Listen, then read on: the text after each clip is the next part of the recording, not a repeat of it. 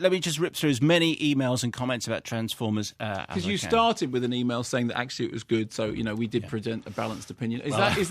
Is that in the majority? Shall we find out? Shall we? Andrew says, went to see Transformers 3 last night with a free ticket and low expectations. What I saw last night blew my low expectations out of the water.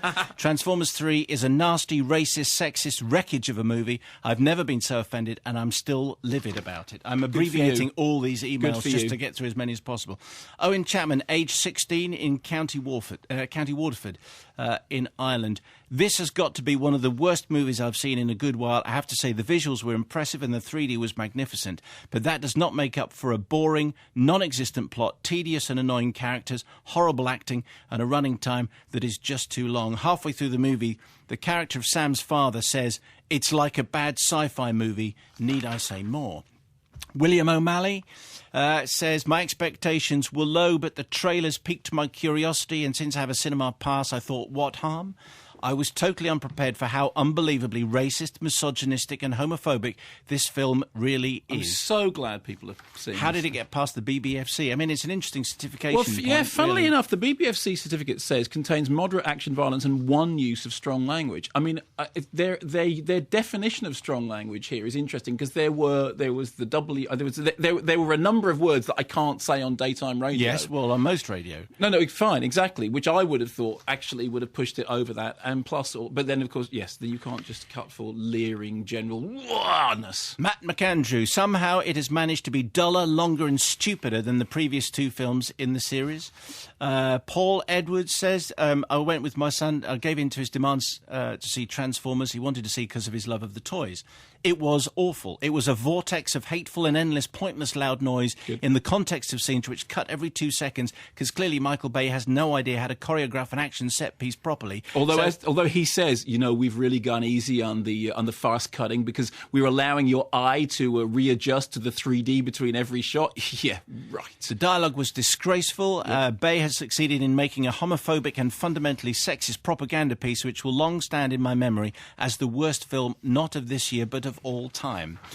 This is from Hui Chong. I think. Do you pronounce NG as I think you do. Yep. So Hui Chong, thanks for the email. I write from Singapore, where film reviews are generally measured and mild. Oh, sorry. This is from the Straits Times, which culminates as follows.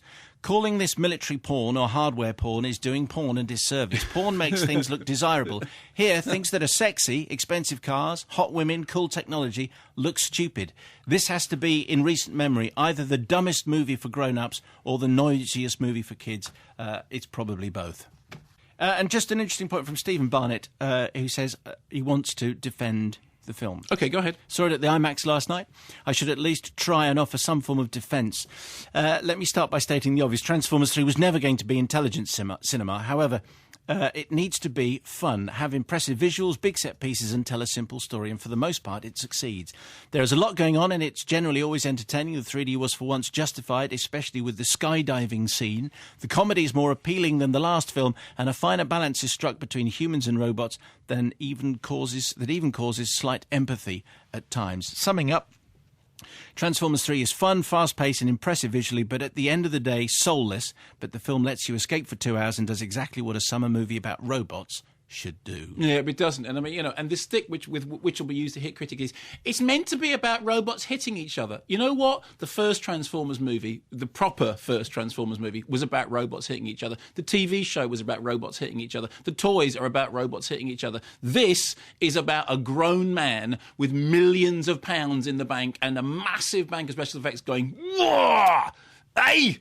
Whoa! He's turned into Sid James. He has. Michael Bay is Sid James. Separation, which is this interesting Iranian film about a divorce. It begins with... I feel movie of the week coming on. And that's because you and I have known each other for long enough for you to know that that's the case. Man and a woman sitting each other, and the camera takes up the point of view of somebody hearing their case. She says, I want a divorce because I want to leave the country. He won't leave with me. Will you? He says, no, I need to stay here and look after my infirm father. They have a terrible thing to sort out because obviously there's affection between them, but circumstances become in the way, and they have a child. What do? Well, she leaves, but not the country. He knows that she won't leave the country without the child. He then gets in help to help him do the, in inverted commas, menial work, which to some extent is defined as women's work. And one thing leads to another, and bad stuff happens as the marriage unravels, and in the middle of it all is caught the child. One of the interesting things about this film is, some people have made the comparison with Kramer versus Kramer. What's most impressive about it is not only its naturalism, not only the fact that it seems to...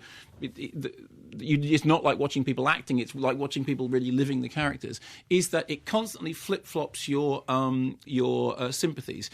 Every character is given a fully rounded set of motivations, a fully rounded set of foibles, a fully rounded set of virtues, things that are good about them, things that are bad about them, things they did right, things they did wrong. The circumstances are all constantly brought back to situations in which people who have grievances against each other have to justify them in front of an impartial third party.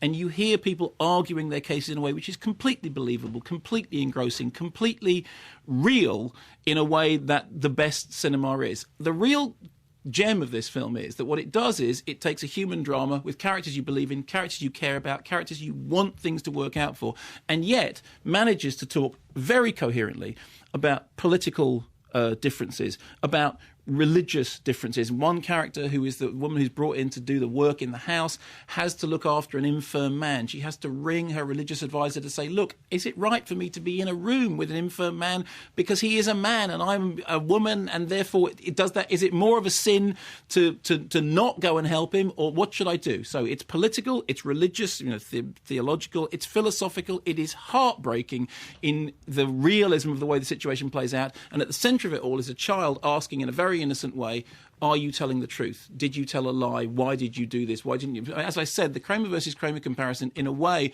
does the movie an injustice. I do like Kramer versus Kramer.